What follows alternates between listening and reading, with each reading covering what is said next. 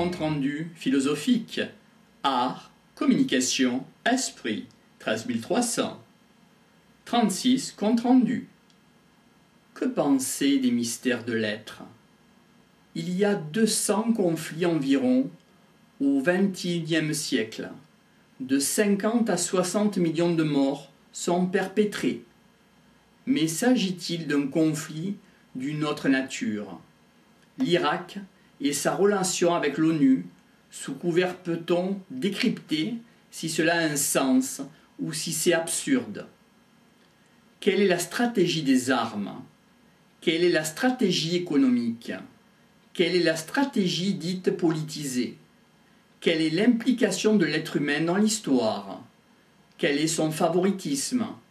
Quelle est la nature de sa violence? Il y a un basculement des rapports de force.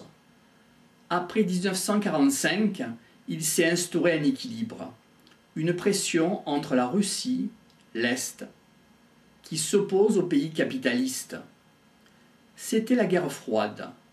La planète a été contrôlée par ces deux grands. Il fallait bloquer la route aux communistes pour les Américains. Depuis l'effondrement des blocs communistes, qu'en est-il de l'idéologie du capitalisme? Est-ce une ère de paix, PAX, une normalisation de la planète qu'il s'est avéré? Il peut avoir survenu un fait psychique. Qu'est-ce qu'un refoulé? Quelle est la nature du refoulé? L'histoire est un exutoire, un moyen de mettre en scène les grands conflits refoulés des individus. L'histoire, ça sert à quelque chose, mais à quoi? Cela s'oppose à un nouvel ordre international. Quel engagement idéologique? Quel rapport entre l'humain et l'histoire? Ce serait pour ne pas se responsabiliser. Il y a un flou en escamotant l'histoire. La nature historique de l'être humain, quelle est-elle? A-t-on la possibilité de voir la nature de son engagement? A-t-on la possibilité de voir une certaine idée d'une liberté? Par l'histoire, on peut avoir une localisation du mal. Comment ne pas être surpris, ni être manipulé totalement? Le problème de l'être humain, c'est qu'il est un être représenté. Par exemple, un dictateur représente le mal. Qu'adviendrait-il du monde s'il avait une disparition des dictateurs? Qu'en est-il de Saddam Hussein? L'Irak a été aidé et a des amis parmi les deux grands. Cela s'oppose au Koweït, les Émirats arabes unis, qui sont un enjeu économique de taille avec le pétrole. Or, le Diamond surgit où on ne l'attendait pas.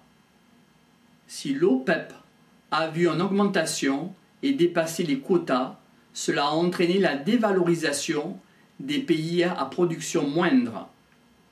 Comment être accepté par les autres?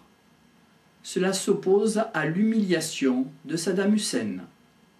Si le Koweït, augmentant sa production, de quoi va être fait l'ordre mondial nouveau? Qu'en est-il des pays du Sud, qui sont les refoulés des pays du Nord?